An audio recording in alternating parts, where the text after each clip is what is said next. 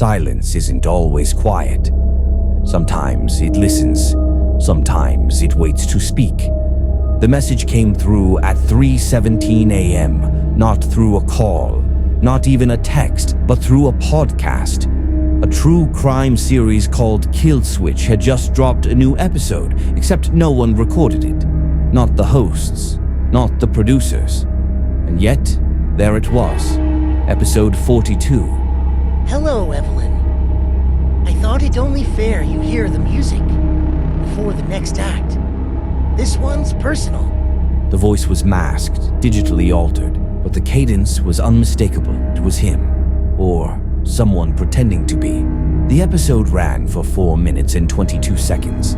No background noise, no ambient track, just his voice and a series of coordinates read aloud in groups of 7, a digital breadcrumb trail.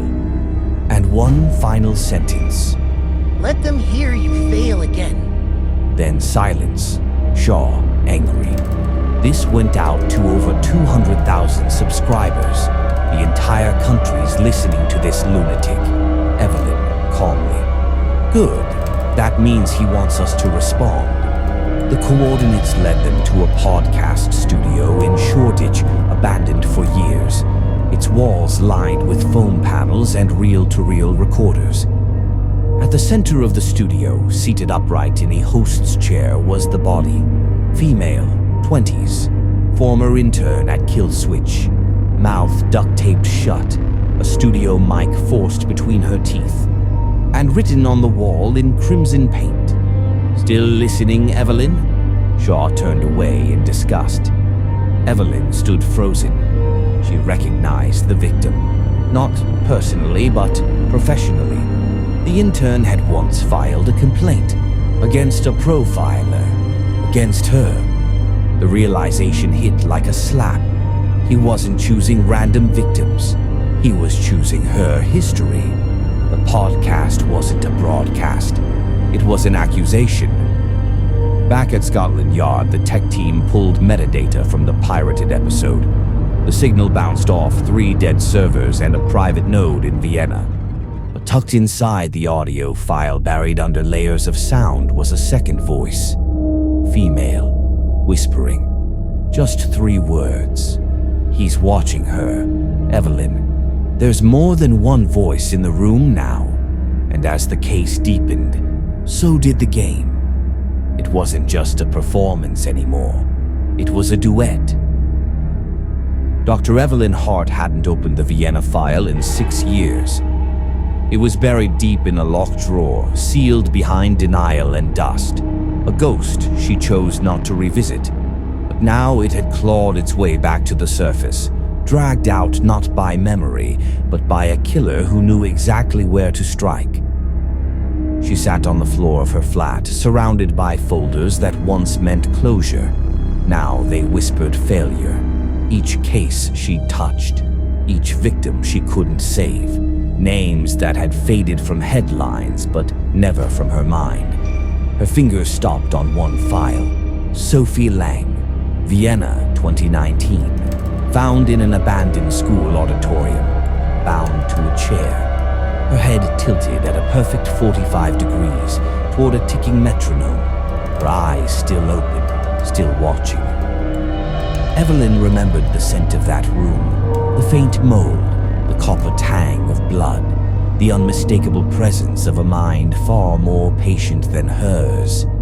She thought it had ended back then. She was wrong. The Ripper hadn't disappeared, he'd been waiting, and now he was writing a sequel, one case file at a time. At Scotland Yard, Marcus Shaw stepped into the room where she worked, silently taking in the mess she had made. Files scattered across the table, a timeline strung along the wall with red thread, photos of victims, new and old, connected like a crime scene mosaic. He didn't need to ask, he could see it in her face. "You knew the victims," he said finally. "Not personally," she answered, voice low. "But I worked the cases, filed reports, consulted, advised, mistakes. I buried." He stepped closer, his tone shifting from suspicion to realization.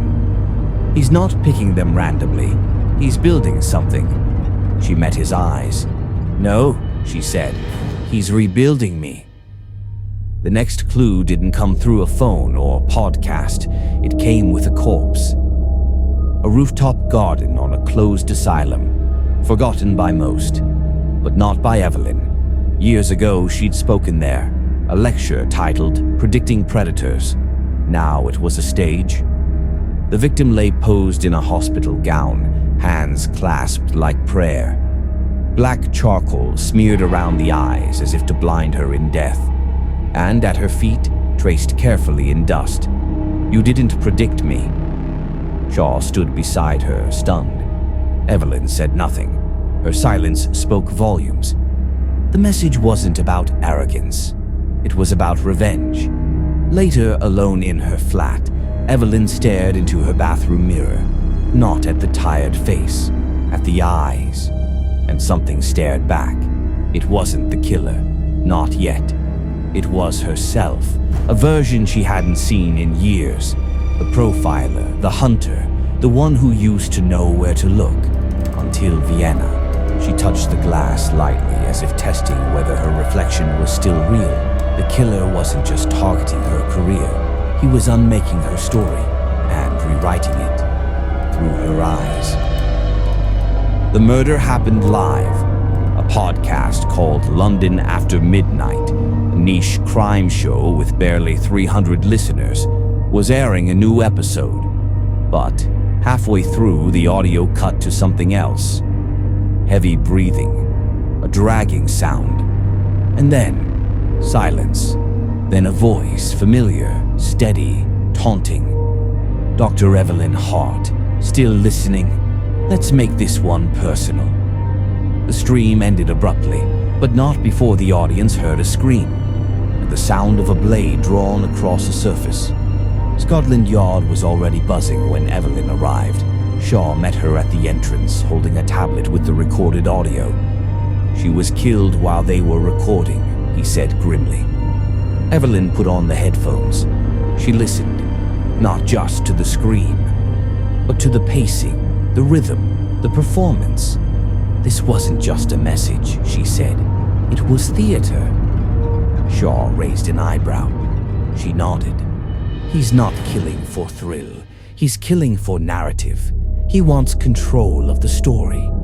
The victim was a podcaster named Lena Morse, true crime junkie, a former journalism student who once interviewed Evelyn after Vienna. The Ripper had chosen her for a reason. Inside Lena's flat, it was clear the scene had been staged. A red curtain was hung behind the chair. The floor was marked with chalk lines, blocking positions. A camera tripod stood across the room, unplugged. The body had been removed, but the air still felt like a stage left mid-performance. On the wall, scribbled in black paint, "The curtain never fell, Doctor." Back at her flat, Evelyn started mapping it all out. Victims, scenes, symbols. This one changed everything. It wasn't about mimicry anymore. It was about manipulation. She stared at her whiteboard and realized she was no longer just hunting the Ripper. She was part of the show, a scripted role in a story she didn't write. Later that night, a package was left at her doorstep. No name, no return address. Inside, a marionette, its strings tangled, its face blank, and a note tucked in its chest cavity. "Tell me when you're ready to move, Evelyn. The next act won't write itself." She didn't sleep because she finally understood. This wasn't a chase anymore. It was a performance, and she had just been cast as the lead. The room wasn't red because of blood. It was red because of memory. Evelyn stood at the threshold of a place she swore she'd never see again, a perfect replica of the Vienna crime scene, down to the books on the shelf, the cracked record player, the chair in the center of the room, and the mirror. She hadn't told Shaw about it. The location had come through another package, no words, just coordinates, and a torn photo from Vienna's archives with her handwriting on the back. Inside, it was silent, artificial, still. Like a museum exhibit built to remind her she'd failed. A tape recorder played softly in the background. She recognized the voice. Hers, from 6 years ago, a recording from one of her old lectures. All predators repeat until they're seen. The tape clicked, rewound, played again. All predators repeat until they're seen. The words echoed across the empty space like an accusation. In the center of the room, a new victim. Male, mid-30s theater actor. Dressed in a Victorian coat, stage makeup still on his face. In his hand, a script. Evelyn pulled it free. It was a monologue, a single line repeated over and over. "I am what you made." She stumbled back, breath caught between memory and dread. This wasn't just about her failures anymore. It was about identity. The killer wasn't erasing victims. He was rewriting them, creating a cast, a play, a story shaped from Evelyn's past. She turned to leave. That's when she saw the photo on the wall, a younger version of herself, mid-lecture, pointing at a case profile. But someone had scratched a single word into the glass frame. Recast. She called Shaw. Her voice didn't shake. "There's something you need to see," she said. "He's not just copying old murders." She paused. "He's rewriting my history, and this time I think he's planning to change the ending." The code wasn't random. It was a countdown, and Evelyn was already late. It started with a string of GPS coordinates embedded in a photograph not emailed, but airdropped to her phone in the middle of a press briefing. No sender, just an image of a keypad lock with 4 numbers. It was already ticking. She and Shaw arrived at the location, a disused IT call center on the outskirts of London. Cold, forgotten, but not empty. Inside, monitors flickered with old security feeds. Desks were cleared. Cables snaked across the floor like veins. In the center, a single screen playing a video on loop. A young man, gagged and terrified, chained to a chair. Beside him, a digital timer, 27 minutes and 12 seconds. A voice off-screen said only one thing. "This is not a puzzle, it's a reflection." Evelyn scanned the room. There were mirrors everywhere, on the walls, the desks, even hung from the ceiling, all angled to reflect her as she entered. Not the victim, not Shaw, just her. This wasn't about saving someone. It was about watching herself fail.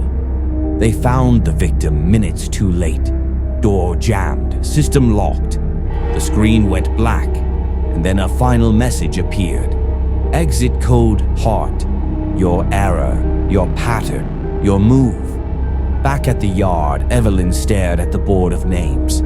Each one now mapped to her cases, her old lectures, her theories. Shaw stood behind her, silent. "This isn't a copycat," she said. "No," he replied, "it's a biography."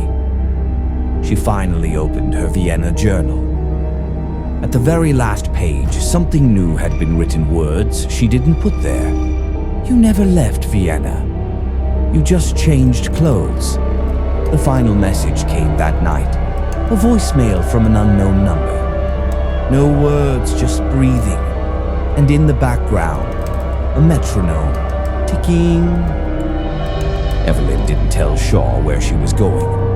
No badge, no phone, just a recorder, and a page torn from her own case file, rewritten and returned like a final draft. Scene, abandoned theater, echoing silence, a single chair under a spotlight. It wasn't a trap. It was a finale. The curtain was already up when she entered. A spotlight flared to life, illuminating a stage with 2 chairs, one empty, one occupied, and in the seated, one him. No disguise, just a calm face she recognized. One of her own students, Vienna. quiet, brilliant, forgotten until now. You made me, he said, with your words, your lectures, your silence. So I made something back. A play. And you, Doctor, are the star. He gestures to the empty chair across from him. Sit. Let's finish the story together. Evelyn didn't move. She reached slowly into her coat, pulled out the recorder, pressed stop. Already did. His smile fades just a flicker. You recorded this? Broadcasted it. She steps closer. Every word, your voice, your confession. The story's yours, but the ending is mine. Outside sirens, footsteps, Shaw's voice shouting orders. He doesn't run, doesn't reach for a weapon. He just laughs, then claps. A beautiful twist. Shaw storms in with backup weapons raised. Evelyn turns, steps off the stage. He's all yours. They move in, pin him down, cuff his hands. No resistance. He looks up at her once more. You finally caught me. She nods. No. You finally wrote the ending I could live with. Evelyn's voice, quiet, resolved.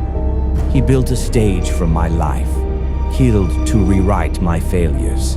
But the thing about stories, the author always gets the last word.